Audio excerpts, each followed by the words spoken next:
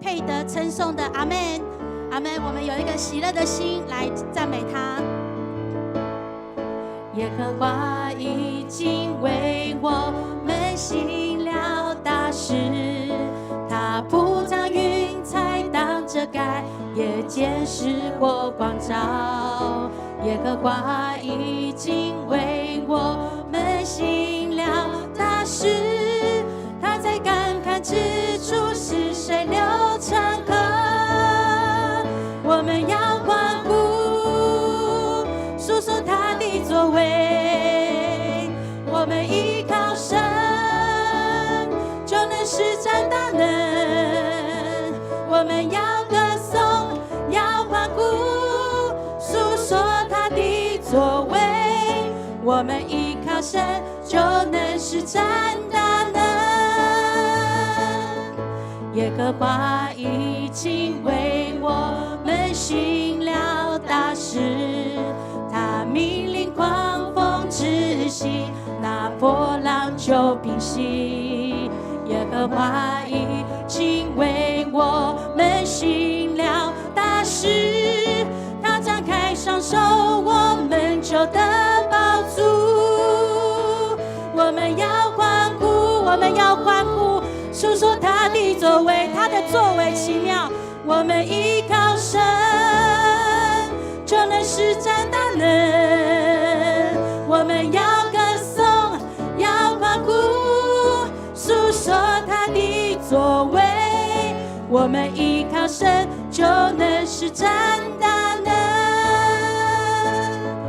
耶和华已经为我们行了大事，他铺张云彩当遮盖，夜间使火光照。耶和华已经为我们行了大事，他在干旱之处使水流成河。我们要欢呼，我们要欢呼，诉说他的作为。我们依靠神，就能施展大能。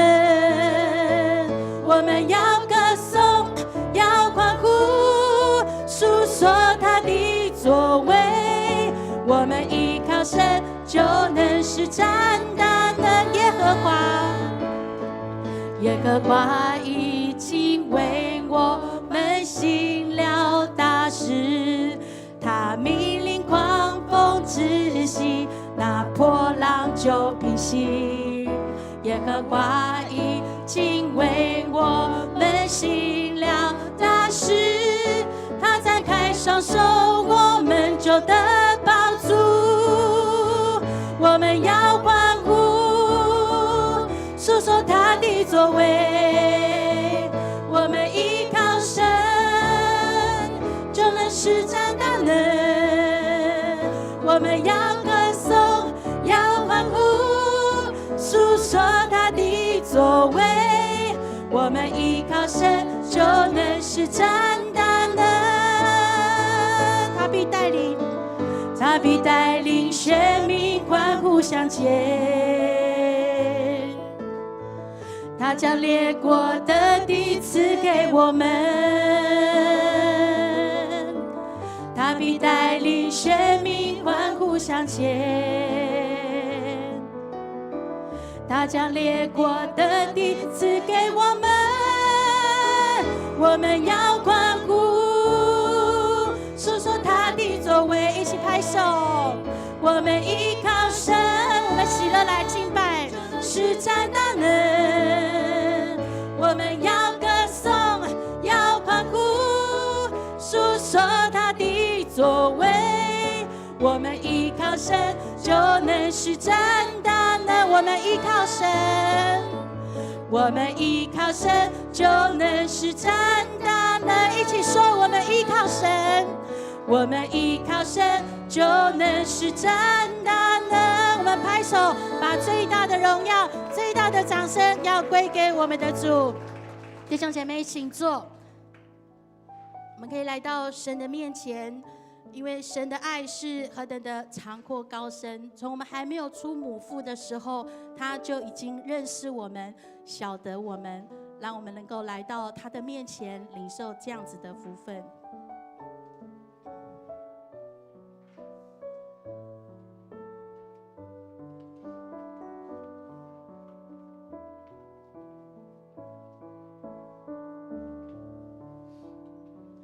主耶和华，你已经检查了我，我坐下，我起来，你都已晓得。我行路，我躺卧，你都细察。你也深知我一切所行。我舌头上的话，你没有一句不知道。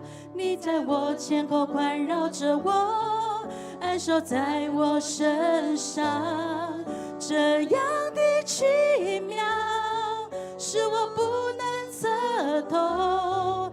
你的至高，你的尊贵，是我永远不能所及。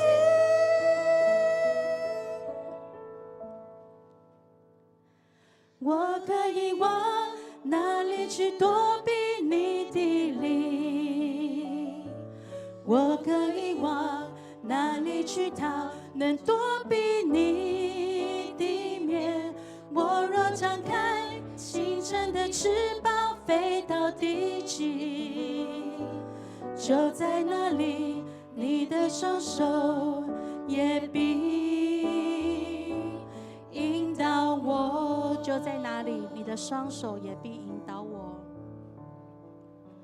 主耶和华，你已经检查了我，我坐下，我起来，你都已晓得。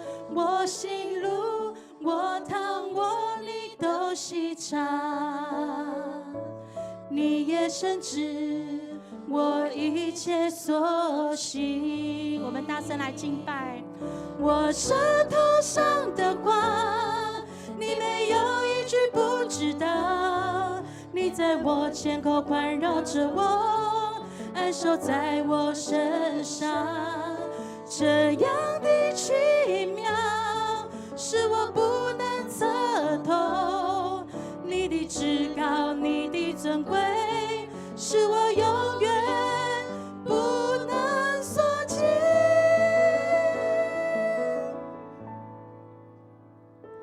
我可以往哪里去躲避你的灵？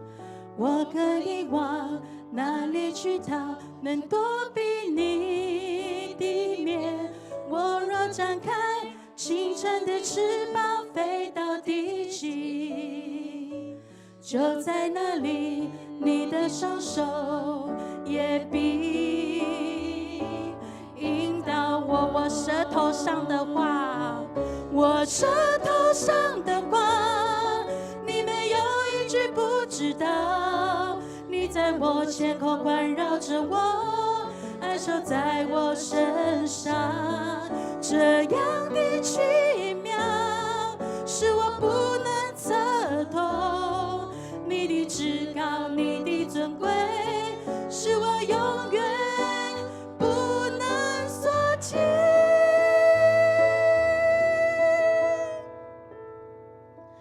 我可以往哪里去躲避你的灵？我可以往哪里去逃，能躲避你的面？我若张开清晨的翅膀，飞到地极，就在那里，你的双手也必引导我。就在那里，就在那里，你的双手也必引导我。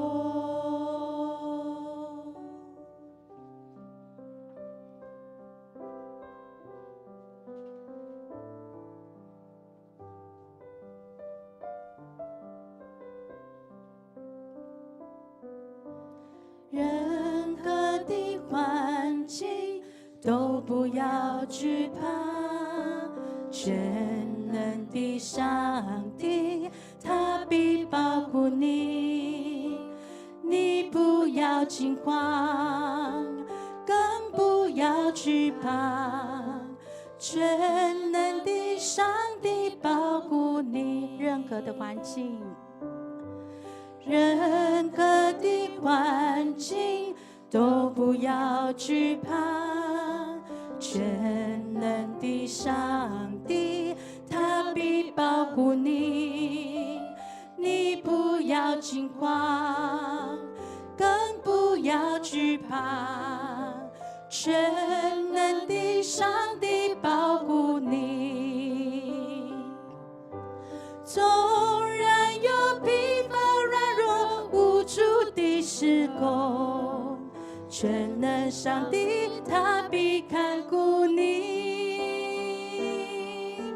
人生的惊涛骇浪临到的时候，全能上帝他必保护你。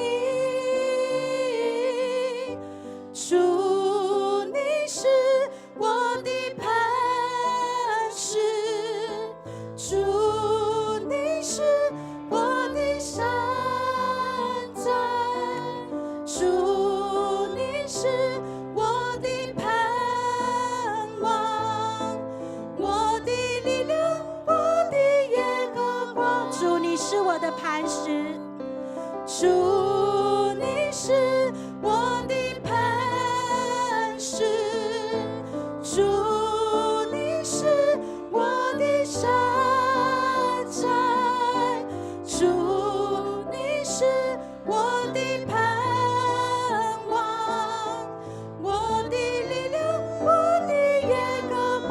纵然有疲乏软弱无助的时候，全能上帝他必看顾你。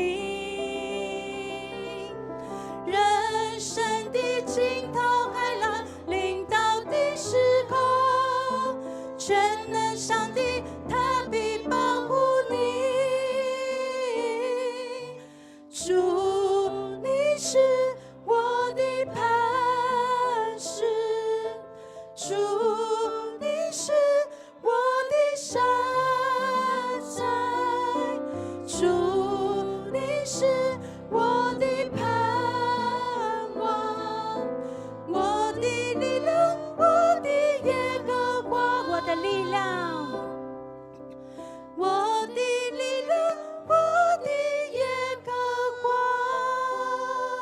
我们一起来祷告。主，我们谢谢你的恩典，你是我们的力量，是我们的盼望，是我们的耶和华。主，我们要说我们的救赎从哪里来？就是神，你是拯救我们的神，你是拯救我们的生命的神，把我们从那黑暗当中领出来的神。主，我们谢谢你是我们生命的亮光。我们再次来到你的面前，献上我们的敬拜，献上我们的祷告，奉耶稣基督的名祷告，阿们。弟兄姐妹，我们一起再到神的面前来，我们继续的用敬拜、用祷告来称谢我们的神，阿们。我们一起来读这个经文，接着我们要做感恩跟认罪的祷告。我们做诗篇136篇第3节，请你们要称谢万主之主，因他的慈爱永远长存；称谢那独行大奇事的，因他的慈爱永远长存；称谢那用智慧造天的，因他的慈爱永远长存。主耶和华，你若究察罪孽，谁能站得住呢？但在你有赦免之恩，要叫人敬畏你。是的，主有赦罪之恩，要叫我们敬畏他。我们一起用祷告来到神的面前，他是赞美能够让我们称颂的神，让我们赞美的神。我们大大声的一起开口同声来赞美我们的主，来到他的面前，献上我们的祷告。我们一起同声开口，主，我们谢谢你的恩典，谢谢你，就让我们在你的当中，主，让我们能够亲近你，主，让我们能够认识你，主，谢谢你，谢谢你就在我们的里面，主啊，求你来保守，就在我们的当中，主，谢谢你，谢谢你赐福在我们的里面，赐下恩典的神，让我们能够来听见神，听见神你的。主，我们谢谢你，谢谢你，让我们能够赞美你，让我们能够来到你面前。主，我们所做的常常我们不知道得罪了神，但神求你帮助我们，让我们能够回到你的心意当中。主，我们谢谢你，谢谢你就在我们的里面，让我们赞美你，主啊，赞美你。主，我们谢谢你的恩典，让我们能够再回到你的面前。谢谢你。也许我们很多人是不常在教会的当中，但透过今天的礼拜，透过年节的相聚，你让我们能够回到你的面前。主，是何等的蒙福，这是何等的机会，就让这些话扎进在我们的心目的当中。主，让我们再回到你的心意的里面，让我们再回到你的教会的里面。主啊，求你来赦免我们，让我们所做所行自己所犯的罪，让我们能够回到神的面前，以你的标准为我们的标准，以你的道路为我们的道路。主，谢谢你，让我们跟随你，让我们能够亲近你。主，谢谢你，赞美你，祷告奉耶稣的名，阿们。谢谢。我们继续来医治跟释放。有许多在这个病痛当中的心里的忧愁的难过的，或是你知道你的亲友，你可以按在你的手上来为他祷告，因为神都知道。阿们。我们要再次的用祷告来经历我们的神。我们一起来读经文，请。耶和华是他百姓的力量，又是他受膏者得救的保障。求你拯救你的百姓，赐福给你的产业，牧养他们，扶持他们，直到永远。求主在我们的身心灵、思想、情感做我们的主，把我们的忧虑卸给他。我们一起同声开口来祷告，请。主，我们来到你的面前，主，谢谢你让我们能够透过祷告，我们再一次的经历你。主，我们有许多的弟兄姐妹在心里是难受的，在身体上是不舒服的，但求神你就来让我们更多的来到你的当中，让我们有祷告来经历你，因为你是那信实的神，你早就不止一次用祷告来救赎我们。主，让我们称谢你，主，让我们能够得着你。主，谢谢你，就像你用你的话语得着我们一样。主啊，求你在这会堂里来动工，让所有的弟兄姐妹都能够因着你的名得救，得着你。主，谢谢你，让我们能够称谢你，谢谢你就在我们的当中。主啊，哈利路亚，我们赞美你。主，你是我们灵、思想、情感、意志、身体的主。主，我们要将我们的忧虑卸给你。谢谢你能够让我们透过祷告，将我们的软弱敞开、坦诚在你的面前。当我们这样子祷告，当我们这样做的时候，神，你的医治，你自然的医治就要临到我们的当中。主，因为只有你能救赎我们的生命，因为除你以外，我们别无拯救。主，谢谢你，让我们用祷告来呼求你，让我们用祷告来得着你，亲近你。谢谢你，赞美我们的神。祷告奉耶稣的名，阿们。最后，我们要为了我们的教会来祷告，为了主日来守望祷告。一节经文，我们大声来念，请。人非有信，就不能得神的喜悦，因为到神面前来的人，必须信有神，且信他赏赐那寻求他的人。我们要为了牧者、长子团队，还有这礼拜各样的服事哈。那因为现在在放年假，我们还是要继续为我们的教会的同工来祷告。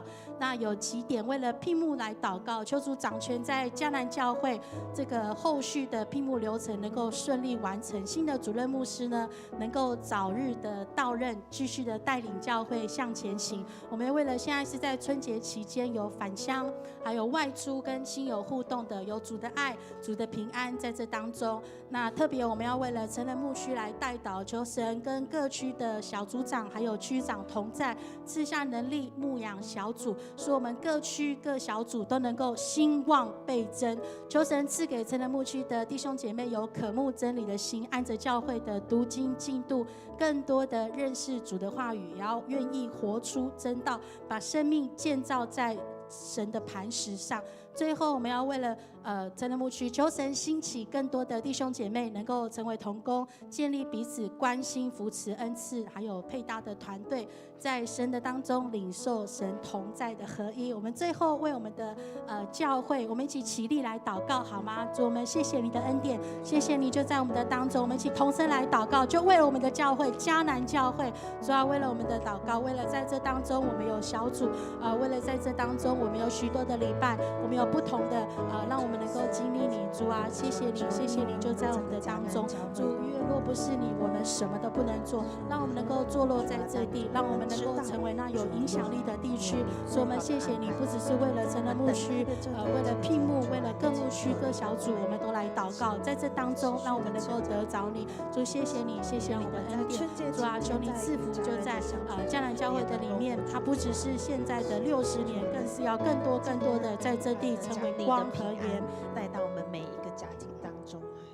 主，我们谢谢你，我们同心的来到你的面前，为了迦南教会来祷告，坐落在这地。主，我们两个会堂是你的赏赐，我们要为了我们前面的道路来祷告，为了这个新的一年，我们有聘牧的事宜，我们为了牧区的同在，牧区的每一个小组每一个同工，每一个组员，每一个会友参与在这当中的，我们要来经历你，透过教会的礼拜经历你，透过区的透过各区的小组来经历你，因为神，你是信实的神，你是怜悯人的神，你是恩典的神，让我们能够来到你的面前。主啊，让我们有更多渴慕的心，能够来到你的面前。主，求你柔软我们，求你带领迦南教会未来的10年、20年、30年，甚至是60年。主，谢谢你就在我们的当中，让我们能够得着你，让我们亲近你。奉耶稣基督的名祷告，阿们。我们一起用主祷文来做结束。我们在天上的父，愿人都尊你的名为圣。愿你的国降临，愿你的旨意行在地上，如同行在天上。我们日用的饮食，今日赐给我们，免我们的债，如同我们免了人的债。不叫我们遇见试探，救我们脱离凶恶。因为国度、权柄、荣耀，全是你的，直到永远。阿们。谢谢弟兄姐妹，请坐。今天短请回座。今天看到大家真好，欢迎来到大家的当中。帮我跟你隔壁的说，看见你真好。这个声音没有很好，哥几盖好不好？看见你真好。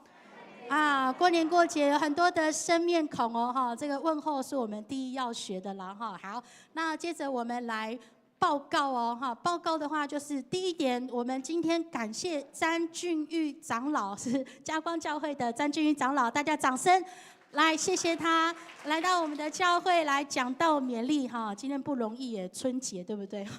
谢谢俊玉长老。好，那今天呢，在2堂礼拜哈，就是陈立煌摄影师是专业摄影师哈，在49号的2楼礼拜堂，在礼拜后呢，我们可以为全家福来拍照片。那如果有兴趣的会友可以过去那边了解一下哈，谢谢大家。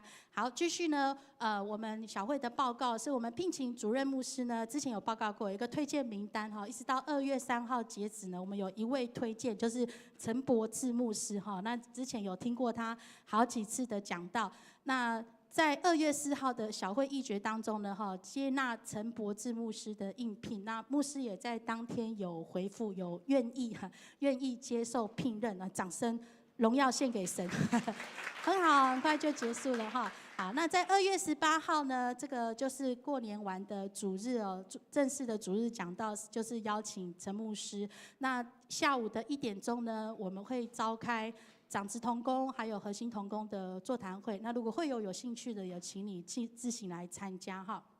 好，3月5号到6号有台湾神学院举办的神学体验营，那有一些活动都可以去看我们的公布栏。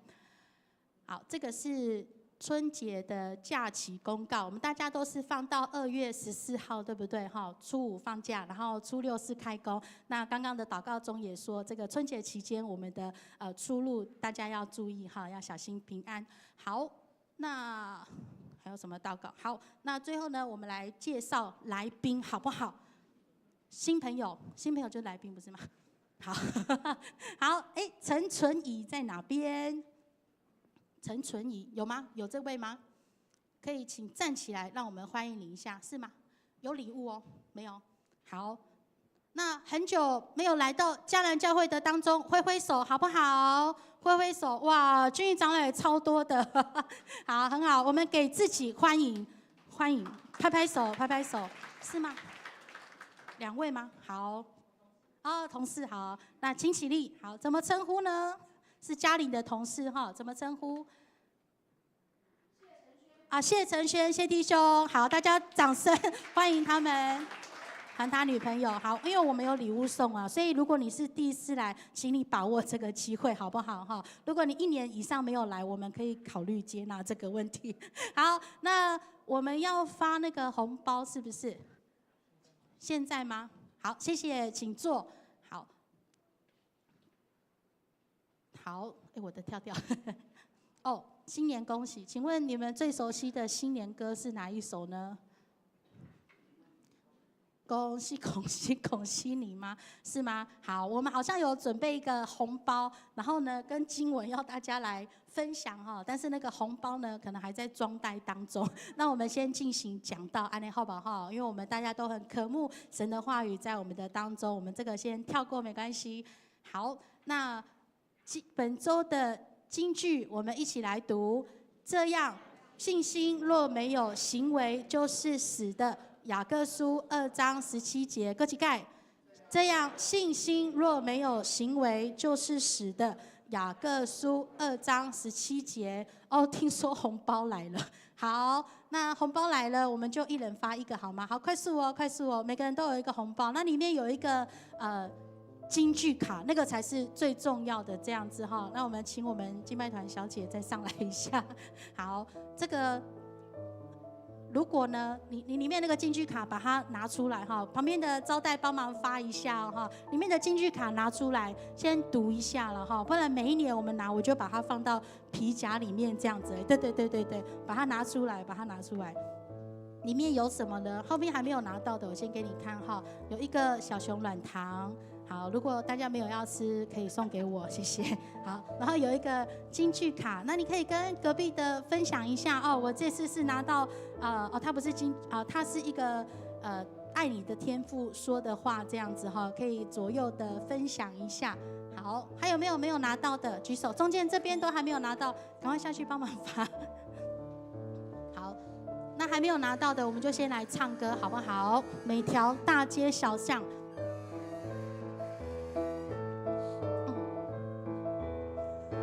每条大街小巷，每个人的嘴里，见面第一句话就是恭喜恭喜，恭喜恭喜恭喜你啊！恭喜恭喜恭喜你，在神迦南教会，兄弟姐妹聚集，预备出手果子。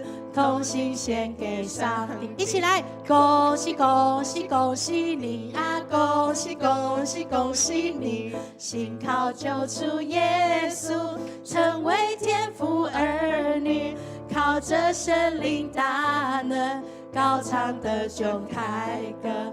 恭喜恭喜恭喜你啊！恭喜恭喜恭喜！最后一节，祝你得着恩膏，生命福杯满溢，并要左右开展，扩张帐幕之地。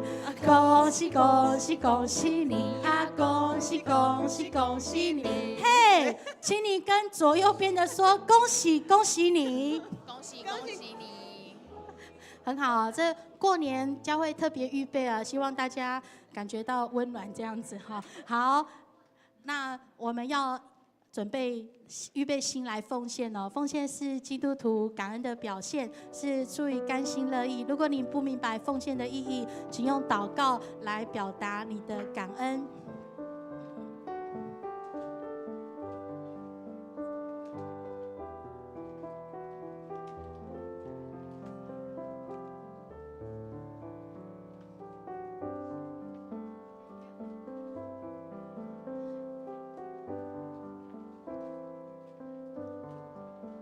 献上感恩的心，归至神全能神因他赐下独生子主耶稣基督，献上感恩的心归给至神全能神，因他赐下独生子主耶稣基督。请起立。如今软弱这一的刚强，贫穷这一臣服主，都因为主已成就了大事。如今软弱这一的刚强，贫穷这一臣服主，都因为主已成就了大事。感恩，感恩，感恩。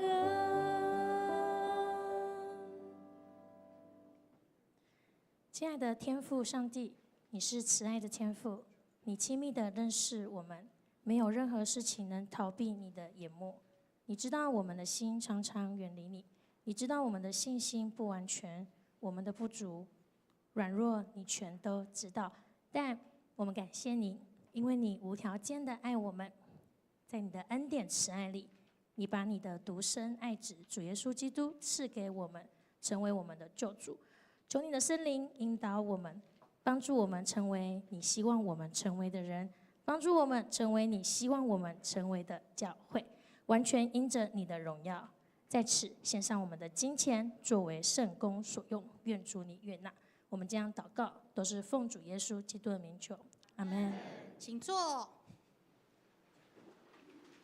好，那我们要请君长老讲道之前，我们一起来读圣经，是在雅各书2章14节到18节。我们用起音的方式好吗？哈，我念1节，你们念1节。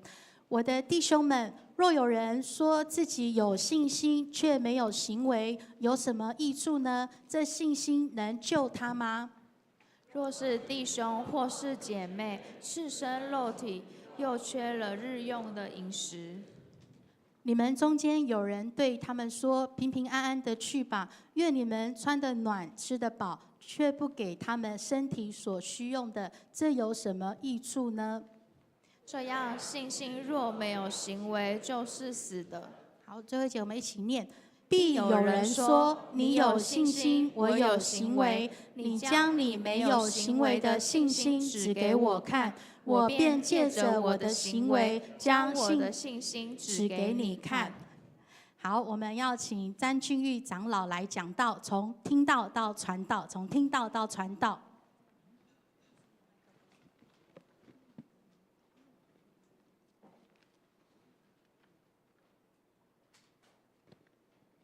各位弟兄姐妹，大家平安，也说一声新年恭喜。不习惯说恭喜吗？因为1年才说一次，是吧？感谢主，我想今天年初2，我应该算是回娘家，因为我12年前嫁到嘉光去了，所以感谢主的安排，让我今天能够有机会在这个地方向大家报告我的重生。我在公司上班的时候，我曾经出了4本书，书的开头写的是富邦产险总稽核詹俊玉。在星光产险出了3本书的时候，写的是星光总经理，星光产险总经理詹俊玉。我现在新的身份写的是走出忧郁的长老詹俊玉，同样是7个字，意思不一样。因为我在2011年，我因为生病，因为猛暴性肝炎，所以我不得不离开职场。当然，在那个时候，我也可以告诉大家的是，我从此没有信心。我们在教会里面都常常讲，有没有信心？大概那点点。难道你们跟我一样没有信心的吗？但是我今天要重新跟大家分享的是，我现在是信心十足，因为我走了7年的忧郁，从2011年一直到2018年。为什么会走入忧郁？难道你不是基督徒吗？我从小，我在读小学的时候，我就在南崁教会参加主日学。主日学里面就会唱什么？耶稣听我在明，大家都很熟，我都知道上帝爱我，耶稣爱我，所以我也觉得，上帝真的很爱我，所以我出社会，我也一直都很顺利。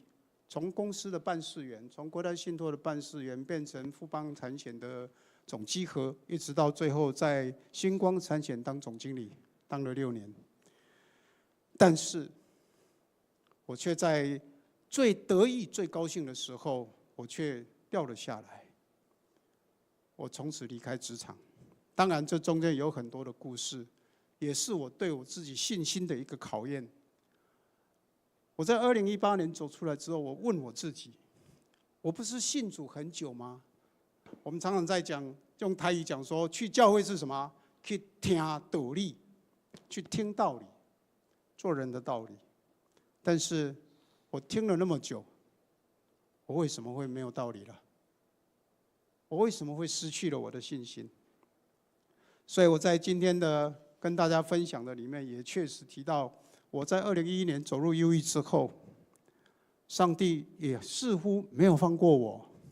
我应该说感谢上帝的恩典，因为在2011年，民国100年，我女儿结婚的时候，我非常害怕。我甚至在那个时候，许胜凯牧师在教会里面说：“啊，詹长老，你可以帮我主持今天下午的这个什么有一个活动，你可以不可以当主持人啊？”我跟他说：“不要，不要。”我当时确实是心里很害怕，我觉得我站在台上很没有面子，因为从总经理调到溪谷去了。当然，我在这里也要跟许牧师讲，你不要生气，因为我当时确实是不敢上台。但是，民国100年的时候，我是刚好在教会里面是长老4年轮休1年，我100年的时候刚好我轮休。那一年的10月又要开始重新选下一届的新的长老的时候，我去找郑正仁牧师，我说：“牧师，我现在的状况不好，我身体不好，我没有信心，我不敢，所以我不要选长老，我不要选，我不要选。”当时郑正仁牧师说：“啊，你怎么可以不选啊？你还是要出来，不然大家都不选不行啊！你要选啊！”我说：“我不要，我很坚决。”但是没想到郑正仁非常有智慧，郑牧师跟我讲了一句话：“你出来选也不一定选得上啊。”我心里想说：“也对呢，我怎么说我不要选？好像我一定选上，是不是？”郑牧师讲这一句话：“你出来选也不一定选得上。”我只好说：“好，那就交给上帝吧。”谁晓得一选，我第2高票又当选了。当选也就没有办法了，你还是要当长老。但是更大的玩笑是在后面，我们不要讲玩笑，而是更大，上帝的主意又在后面。各位知道嘉光什么时候开始的？2012年的2月5号，嘉光福音中心成立。在那个之前的小会上面的时候，郑牧师说，我们要成立嘉光福音中心，为了要给迦南教会50周年的时候，替上帝生个儿子，就是嘉光教会。有没有人要去？当时除了陈伯志牧师说要去之外，14个长老没有一个人举手，包括我在内。我心里想说：不要找我，不要找我，反正我现在什么都不敢做。所以没有人举手，没有举手的时候，人家郑牧师也有他的方法。哎呀，那我们来看看嘉光福音中心在哪里？在龙安街。谁住最近？张俊义长老住最近。我跟张鹏飞长老2个住最近，你们2个去，所以我们2个就这样嫁到嘉光去了。但是去到那个地方，我还是觉得，哎呀，不要找我，不要找我，什么事都不要来找我，牧师要探访也不要找我啊，因为我很害怕，我完全失去信心，我对我自己是完全的否定。我那个时候也觉得说，好像以前读的圣经都全忘光了，上帝跟你讲的话，你全部都不记得了。当然，在那个地方，因为我还是被派来这边开拓的长老，你能够做事不做吗？你当然要做事啊。所以我当时是有点像行尸走肉，牧师叫我做什么就做什么。不过感谢主的是，我们在迦南教会的时候，可能长职做的事情，因为人很多，所以有一些事情你都不要做。但是去到嘉光，当时开始只有23个人，而且只有2个长老，所以什么事都要做，包括扫厕所。我总经理呢，你叫我扫厕所？但是那个时候就是一个很好的磨练。虽然在那个时候我还是走不出来，我还是想上帝啊，我确实我有在祷告，上帝啊，你救我，上帝啊，你救我。上帝居然不理我，为什么不理我？因为我以前都不理他。我也跟大家讲一个实际的例子。我在当兵的时候，我抽签是抽到东引岛。当兵的人很多人都知道，东引岛就是反共救国军的地方。我当时抽签的时候，我回来跟我妈妈讲：“妈妈，我怎么抽到东引岛？”我妈妈说：“东引在哪里？”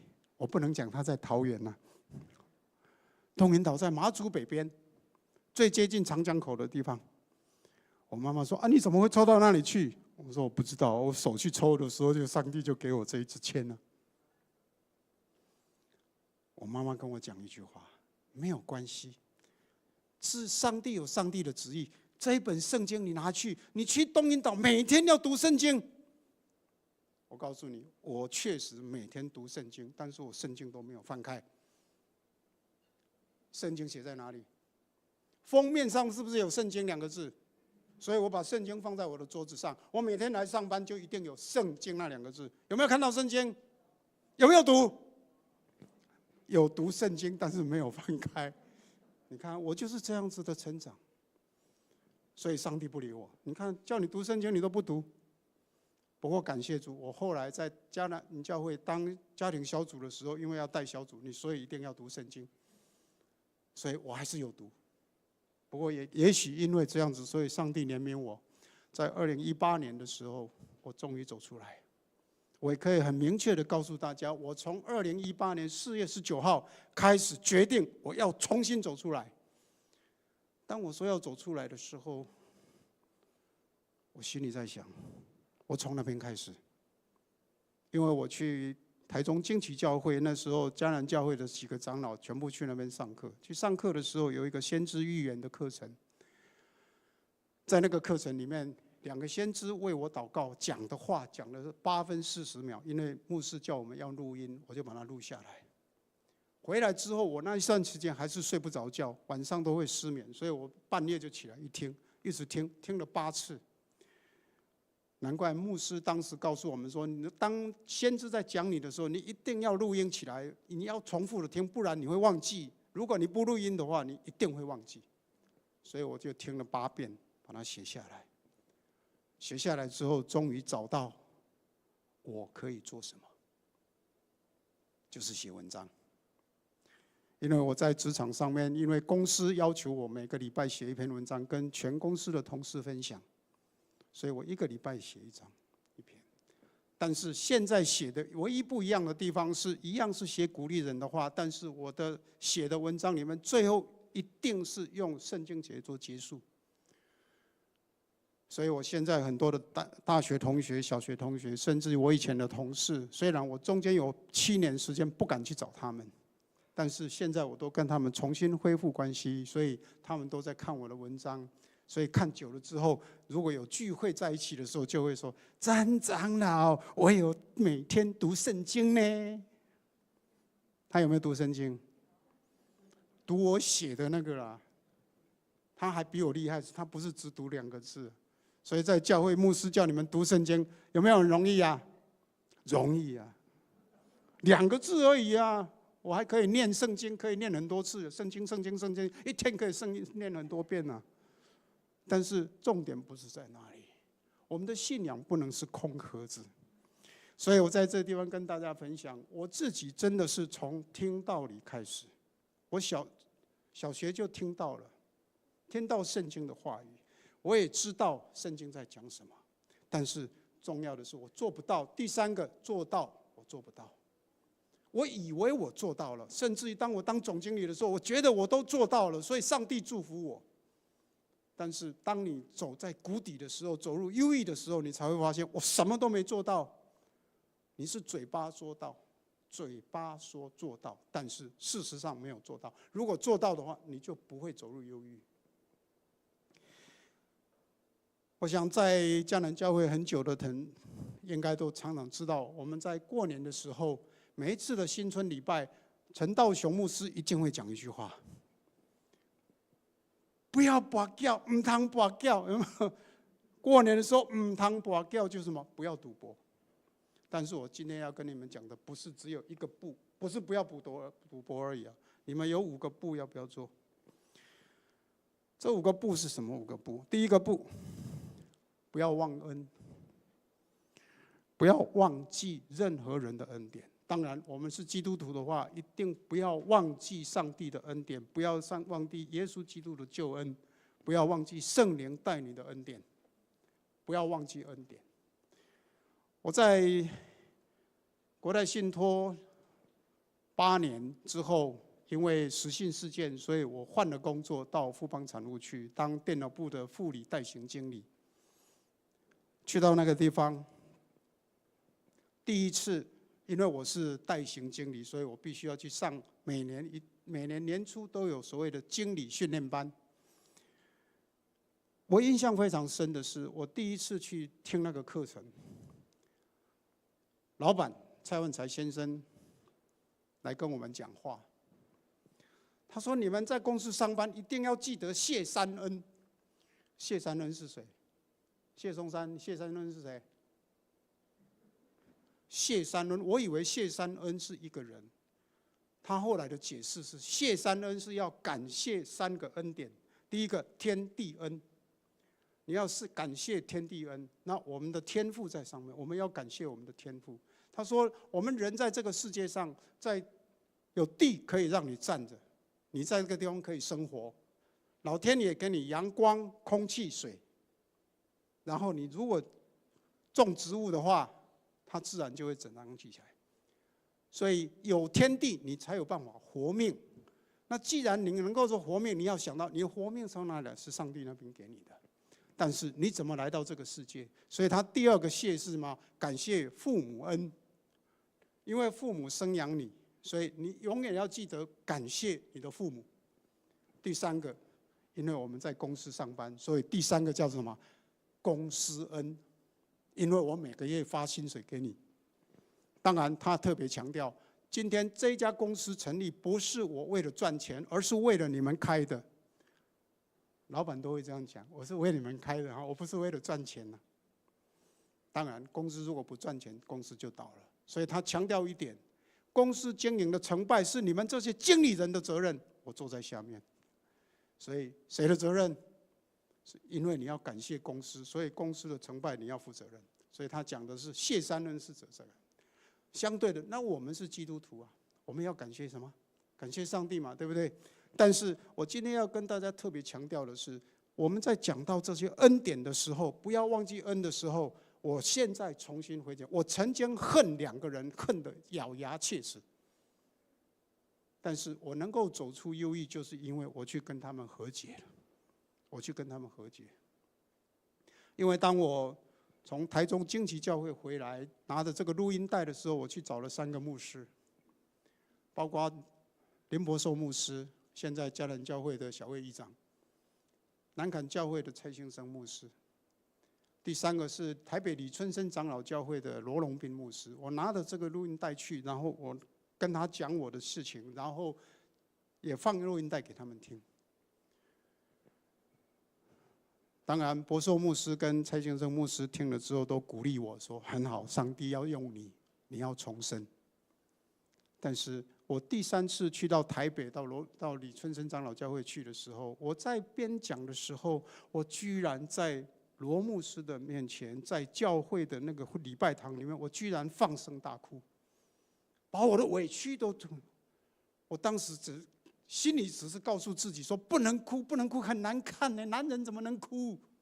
我居然在那边哭了20几分钟。更奇妙的是，罗荣斌牧师他看我在哭的时候，他并没有说啊，长老你不要哭啊，没有，他就让我一直哭，他只负责拿卫生纸给我，所以我一直擦一直擦，哇，发现我真的会哭啊，卫生纸怎么那么多？所以当我哭到一个程度停下来的时候，罗荣斌牧师讲了一句话：詹长老，如果你想要重生的话，你先去跟你最恨的那2个人道歉。如果是你，你要不要去？他看我有点为难的样子。詹长老，圣经里面有写，你自己回去看，写在哪里？我当时他跟我讲的时候，我只记得在新约圣经里面，马太福音里面有写，但是第几节我都不知道。我回来从台北坐车子回来，第一件事情就是拿起圣经翻开马太福音5章23、24节，里面怎么说？他说：“当你拿着祭物要来敬拜我的时候，如果你想起跟你的弟兄不和，先放下祭物去跟你的弟兄和好，再回来敬拜我。”所以我在那个地方当场拿起电话打到我最恨的那个人那个地方去，但是人家现在是高高在上的人，所以当我打电话去的时候，对方一听是我的，詹总，我们现在还有什么事吗？是没有什么事了，但是他的口气就是你找我干嘛？但是我当时也不能跟他讲说，我们牧师叫我来跟你道歉，我又不能讲，何况我叫我跟他道歉，我心里又很不甘愿，所以没有了，好久不见了，已经7、8年没有见了，我想找个时间去跟你说，当面说一声谢谢。你要跟我说谢谢啊？不用了，电话就好了。我说不行，我一定要跟你当面说，我很忙呢。当他要拒绝我的时候，是不是有很多理由？我很忙，我说我只要半个小时，所以他隔了大概将近30秒钟的时间，才从那个电话那一头告诉我说：“詹总，我明天早上10点半到11点有空，你要来吗？”我说好，所以我就去了。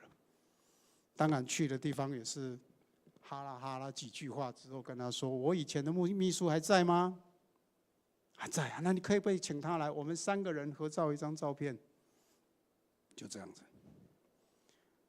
当然后来要离开之前，我就跟他讲说：“那你是不是可以帮我安排个时间？我想要跟董事长见个面。”当然，他还想说：“你来找我一定有事。”不过，我要跟大家分享的是，我在做这件事情之后，我发现我心中那个恨不见了。我们通常会认为恨别人是一件怎么样？你是要原谅别人，其实不是原谅别人，那是在释放自己。当我把这些原谅这些恨放掉之后，我发现我很轻松，我过得很快乐。我发现我天下没有敌人啊！你会不会很快乐？所以我们要感恩，就是这样子。何况我们在我们的人生当中，我们所遇到的人，会遇到的人，包括我很恨的这2个人，都是上帝安排来的天使。所以我现在都会跟人家讲说，我们人的一生当中，你遇到什么人，你都必须凡事谢恩。我们在帖撒罗尼迦前书不是也这样讲吗？5章16节这样讲，要常常喜乐，不住的祷告，凡事谢恩。所以我走出忧郁之后，我写的第1本书，我们教会很多人有，叫快乐利他分享。我每天都很快乐，我不住的替别人祷告，我凡事谢恩。你碰到什么人都觉得你应该感谢他。我记得我在看的那个管理的书籍里面，你们知道香港的首富是谁吗？叫做李嘉诚。李嘉诚先生他在讲的就是说，我们人的一生当中，如果你想要功成名就的话，你必须要靠5个人。哪5个人？第1个人叫高人指点，有高人跟你指点；第2要有贵人相助；第3个小人监督。你看，连小人你都要感谢他。我就碰到那2个小人，所以叫小人，你也要感谢他。小人监督之后，还有家人的支持，最后一个叫本人的努力。所以我们一生当中，我们就要靠高人、贵人、小人、家人，还有你本人。当然，如果这样子想起来的话，我发现说，我以前恨人家我真是笨蛋啊！你为什么要浪费时间去恨别人？我走出忧郁到现在，我几乎每天都非常的快乐。我的同事，我的以前的同学都问我：“你为什么那么快乐？”我说：“因为我不知道我明天什么还在不在。”有没有人知道你明天还在不在？所以我现在也会跟我同学，尤其我同学里面有一些当大老板，我都会跟他讲：“我真的替你烦恼。”他说：“你帮我，你烦恼什么？”我说：“我烦恼你那些钱那么多用不完怎么办？”因为你如果命没有了，我们圣经里面不是也告诉我们吗？那一个财主怎么样？一个仓库一个仓库一直建，然后上帝怎么跟他说？愚蠢的人啊，我今天晚上要拿你的灵魂，你所赚的那些要给谁用啊？所以我们为什么要讲说要有衣有食就当知足？那你既然在活着，你为什么不快乐一点？所以我们必须要凡事感恩。我也觉得说，当你感恩的时候，感恩就是快乐的泉源，因为你看任何人都非常的顺眼。所以我们虽然听了很多的道理，圣经里面也有很多的道理，我们要去做，重要的是要去做。那我今天要跟大家讲的，这第一个就是叫做不忘恩，不要忘记任何的恩典，不管是谁。然后第二个，我为什么会走入忧郁？是因为我骄傲，我认为我是总经理，我今天变成这样子，好像很小，所以我觉得没有面子。所以我以前那时候那个骄傲的心没有放下来。当然，我后来在看圣经的时候，雅各书4章6节里面，他这样子讲说：所以经上说，神阻挡骄傲的人，赐恩给谦卑的人。因为你骄傲，所以你觉得没有面子。如果你谦卑一点的话，你就觉得我本来就这样，我什么也不是啊。所以不要骄傲。我放下那个骄傲的心之后，我发现我们每一个人都很好。我常常喜欢举一个例子，就是说我们看到在美国的这个拍卖市场上面，有一个人拿了2张的美国第1期的邮票，拿了这个邮票去那个地方拍卖。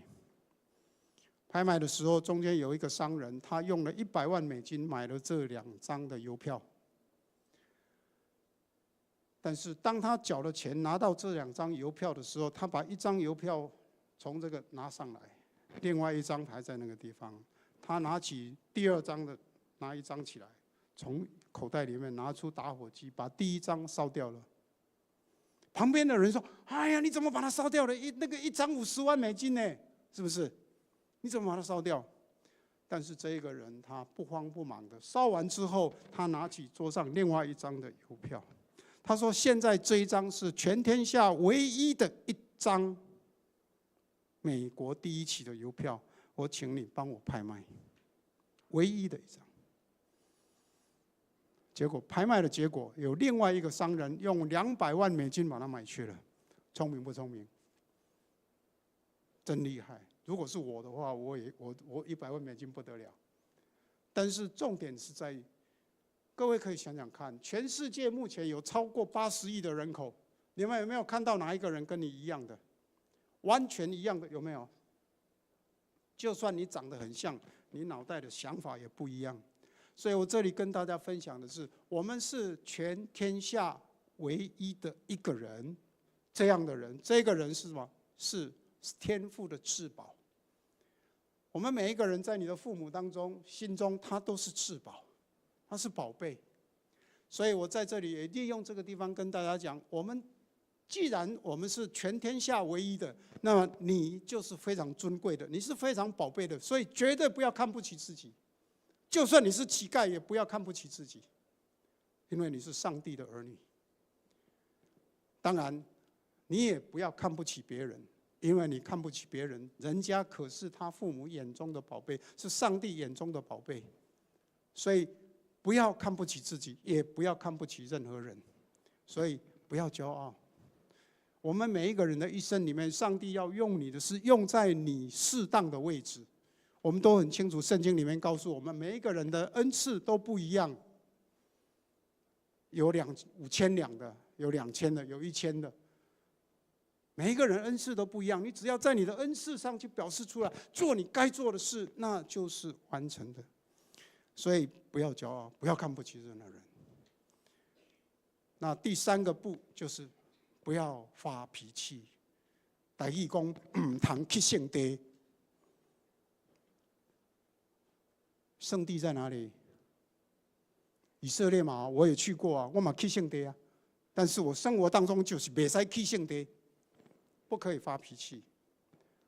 我想我们有人跟人在相处的时候，为什么常常会有很多的事情发生？就是因为我们发脾气。但是圣经告诉我们的很多雅各书1章第19节，我们很多人都会背啊。我亲爱的弟兄们，这是你们所知道的，但是你们个人要怎样？快快的听，慢慢的说，慢慢的动怒。但是我们的生活当中，我们绝大部分的人听到一句很不高兴的话，马上就啪就回去了，是不是？骂人会啊，会不会骂人？会啊，很容易啊。什么事看不顺眼就开始骂。但是你知道他的背景吗？每一个人都有每一个人的困境，所以我们不知道他的背景的时候，我们不要去，我们应该用爱心去对待他。我们不要看不起他，没有错。我们人的一生当中，哪有人一开始就十全十美的？人都是经过很多的磨练才会这样子的。就算在公司上班也一样，哪一个人一开始就是总经理的？你又不是老板的儿子，你还是要从底层开始来，慢慢磨到上去，不是这样子吗？所以我们在生活当中，我们每一个经历，我说不要生气，是因为我深深的体会到一点。我后来常常讲一句话：顺境是上帝让你得到你想要的东西，逆境是上帝让你学到你不会的东西。如果不是走过忧郁，我不会知道这些东西。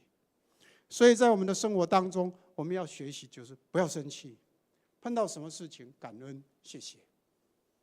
就算他指责你，你也要感谢他，因为他愿意告诉你你哪点不对。所以我们在箴言19章第11节也这样说：人有见识就不轻易发怒，宽恕人的过失便是自己的荣耀。所以第3个就是不要生气。第4个，不要批评，不要计较。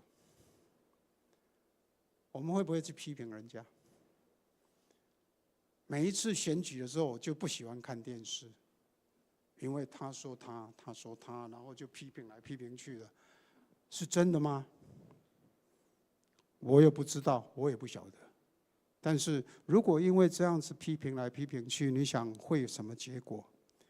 哥林多前书13章第5节里面讲是爱的真谛，大家就知道，爱是什么？不计算人的恶，是不是？所以我们在生活当中，我们不要去计较这些，不要去批评人家。我记得我在刚去上班，我是民国66年，就是1977年的时候退伍回来去上班。我上班的地方是在台北南阳街1号。当然，我本来希望在这一家公司从头到尾从一而终，没想到经过了8年，我在公司里面也升得很快。所以我8年就升到银行里面的乡里。我们同学都说你是3级跳吗？我说不知道，我的上帝祝福我。怎么会这样讲？其实那是上帝在你的成长过程里面经历而已。但是我要跟大家分享的是，我当时去那边上班的时候，我爸爸很担心我，你去那边上班到底怎么样？所以我爸爸有一次到台北去开会的时候，到台北车站那个地方，就到我们办公室来找我。我跟大家讲，我爸爸当时跟我讲的话。我爸爸上来之后，我倒了一杯茶给他。我爸爸说：“还习惯吗？”我说：“习惯。”当然，我爸爸是讲台语，然后我现在是把它翻成国语、华语。我等一下用台语讲啊。然后我爸爸就讲说：“领人的薪水，工课刚做好，要不要翻译？”还是要做人家的工作，领人家薪水，工作就要做好。工作做好不是有做哦，你要做好。然后他就跟我讲说，唔通目睭看悬，无看低，不要眼睛只看上面的，不看下面的。这样听懂哈？不管什么人来催你，一杯茶一支烟，唔通讲失礼。当然现在不能拿烟来抽了哈，现在办公室也不准抽烟的。但是他的意思就是说，什么人来找你，你不管他的身份地位，你就是要做该做的事情。一杯茶，一根香烟。不过我从来没有抽过烟哈，也不能讲没有抽过烟哈，我只是我不喜欢抽烟哈。所以我在公司上班的时候，我不带烟不带火，但是人家同事拿烟给我的时候，我一定会抽。为什么？因为你不跟他抽烟的话，他就不会跟你讲实话。人很奇怪，他觉得说总经理你没有抽烟，然后他在偷偷抽烟的时候看到你的时候，他会很紧张，所以我都会安抚他们，没有关系，没有关系，给我一根。他们就觉得啊，中了，你高人敢讲哎。所以他会把很多事情告诉你，这也是一种方式啊。当然，我抽烟是不会吸进去哈，我只这样敷。不过我后来也觉得，我安慰我自己是说，我不要抽二手烟，我都既然要抽，那我就抽一手的。所以我们在生活当中，我爸爸告诉我这些话之后，也意思说，你不要去计较人家的身份地位，不要计较他有没有钱。因为他是上帝眼中的宝贝，每一个人都是上帝眼中的宝贝。所以他说：“宁可得罪钱嘛，不通得罪人；宁可得罪钱，也不要得罪人。”所以钱有没有很重要？很重要。没有钱的话，我一定生活很难过。但是我今天够用，我就够了。我们刚刚读的主导文说什么？今天的饮食，今天给我们，不是吗？明天再说嘛。明天因为你还在不在，你都不知道。所以我们凡事感恩就是这样子。所以第4个不就是不要计较，不要批评。第5个，不要抱怨。你会不会碎念？碰到什么事情就开始呢？主管讲你2句，转头就骂的叭叭叭叭叭，有没有？上班的时候会不会这样？因为听得很不爽，然后就开始抱怨，为什么我要加班，他们都不要，开始讲一大堆的话。但是我要跟大家说的也是说，我们其实抱怨是一件很危险的事情，甚至有时候你的抱怨不是抱怨别人，是抱怨你自己。你觉得抱怨对你有什么影响？我哪这衰？你讲作衰，你就会真的作衰。所以绝对不要抱怨哈！我哪这没钱？你在跟上帝讲说，我这没钱。上帝说：好，你这没钱，你就没钱哦。所以不要这样子嘛，不要抱怨。你一抱怨的话，他马上就出问题，知道吗？我也曾经跟我太太开玩笑讲说，以前我开车的时候。在我重生之前开车的时候，只要前面有车子冲来冲去，我都会讲一句话：“弄我死。”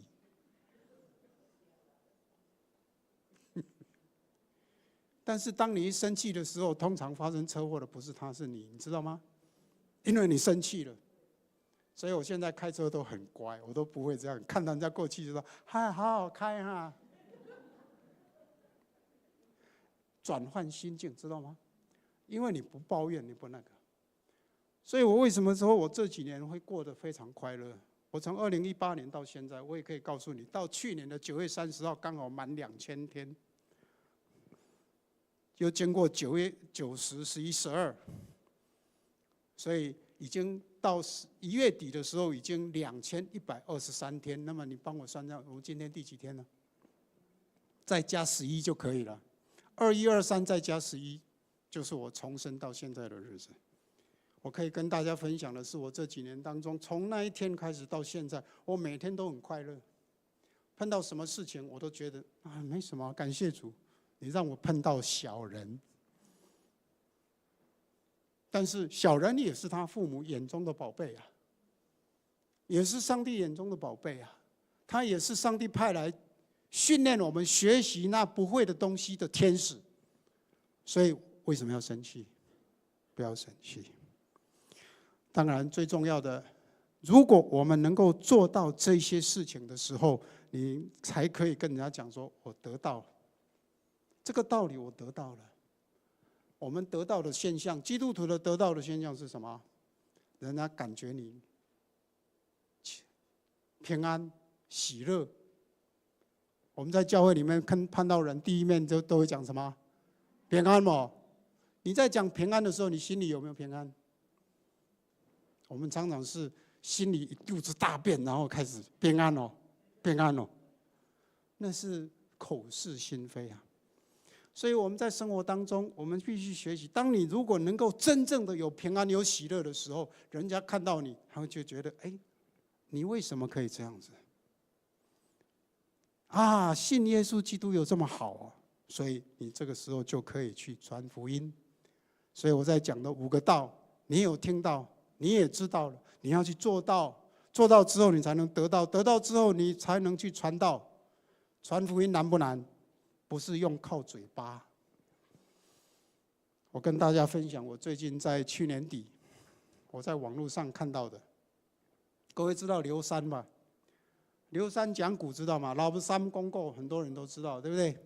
他叫刘晓婷牧师，他在美国的，好像在那个南加那个地方。他在讲道的时候，他一上台在问你们是不是基督徒？你们这是奇怪，人不是基督徒干嘛来做礼拜？你们是不是基督徒？然后他讲了一个故事。他说有一天上帝把老虎找来，跟老虎说：“牧师是我的仆人，所以当你去到人间的时候，只要看到牧师，你都不可以吃，不可以吃，什么人都可以吃，就是不可以吃牧师，因为他是我的仆人。”结果老虎去了之后，哇，看到人就吃，连牧师也一起吃。上帝非常生气，把老虎召来。老虎，我不是告诉你说我的仆人牧师不可以吃，你怎么可以吃？老虎说：“我也不知道，我一直吃，一直吃，吃到剩一张嘴巴的时候，才知道他是牧师。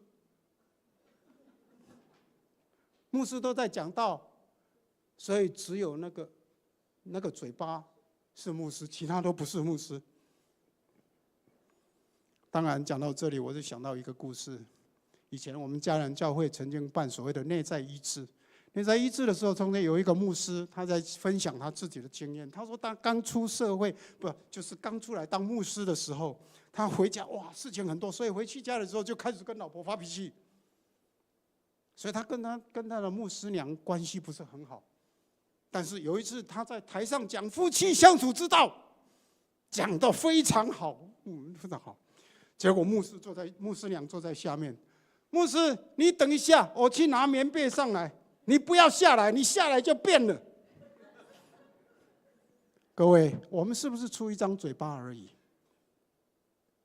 当然，这个故事我听了之后，我在去年底我去参加那个马偕医院的刘建良院长的告别礼拜的时候，我遇到第18届的董事长。就是现在花莲北埔教会的胡志强牧师，他跟我很好，所以他就说：“长老，我们一起去吃饭。”本来我要请他，没想到他请我。我后来发现，当牧师请你的时候，你的祝福是加倍的。跟陈伯志讲，牧师请你吃饭，你的祝福是加倍的。但是你要常常请牧师吃饭，因为你请牧师吃饭的时候，你会得到祝福。但是如果牧师要请你吃饭的话，你要感谢上帝，因为那是 double 的祝福，不止 double。所以我们在我们的生活当中，到底我们要怎么做？所以刚刚讲到这个时候的时候，这个胡志强牧师就跟我讲说：“詹长老，其实我听到的故事跟你不一样哎。”我说：“啊，还有第2个版本呢？”他说。他就跟我分享他的版本是说，有一天上帝找了这个狮子，狮子是百兽之王，比老虎还大，对不对？所以他找狮子上来，跟狮子讲：“狮子啊，我跟你讲啊，你到人世间之后哦，只要看到基督徒都不可以吃哦。”只要看到基督徒都不可以吃。狮子说好，所以就去了。去了之后还是看到人就吃，基督徒也照吃不误。上帝当然很不高兴，把狮子烧上来。我不是交代你说不可以吃基督徒吗？你怎么去吃基督徒呢？你们知道狮子怎么说的吧？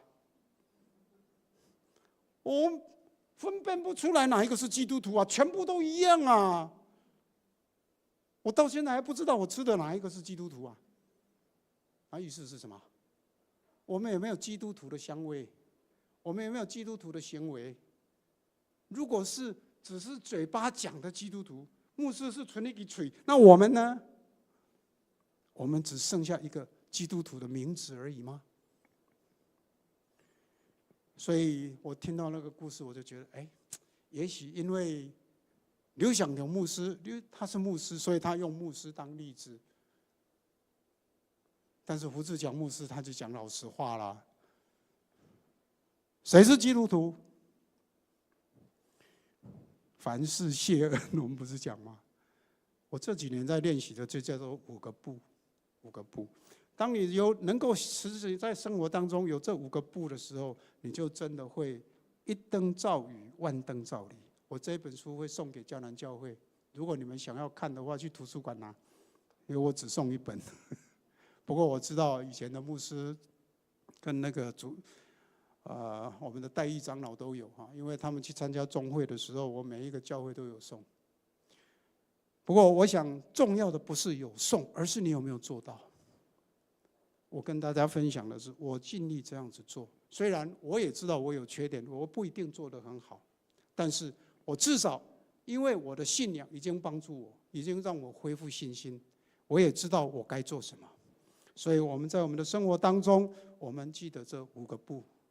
当然5个道也先可以记一下：知道、听到、知道、做到、得到、传道。因为知道毫无价值，做到价值连城。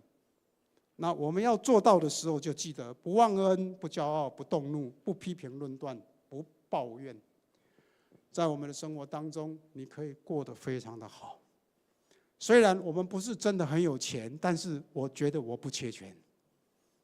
因为我觉得，如果我想要做什么的时候，我就去找人家来抖内的，不是吗？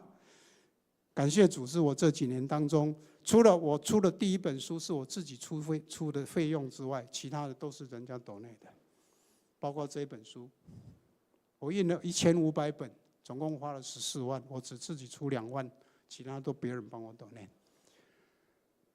但是我做得很快乐，我做得很高兴。最重要的是，我得到的是上帝赐给我的平安跟喜乐。基督徒最重要的就是让人家看到你，知道你很平安很喜乐，你可以借这个机会跟他传耶稣基督的救恩。所以我们一起来祷告。亲爱的天父，我们感谢您，在我们的人生当中，我们遇到许许多多的事，我们要靠主得刚强。我们也知道人的尽头就是上帝的开始，我们也知道我们的一生希望能够为主所用，也让我们有智慧在我们的生活当中活出你所喜悦的样式，让我们所做的一切荣神益人。在你的面前献上感谢祈求，都是奉靠主耶稣基督的圣名。阿们。阿们。我们一起从座位上站立起来，我们来唱这首歌《活出爱》啊！透过今天的讲道，透过上帝的话语，让我们把信仰活出来。有一份爱，有一份爱从天而来，比山高，比海深，测不透，摸不着，却看得见。因为有你。有我甘心给，用心爱，把心中这一份爱活出来。耶稣的爱激励我，敞开我的生命，让自己成为别人祝福。耶稣的爱点燃我心中熊熊爱火，我们一起向世界活出爱。耶稣的爱，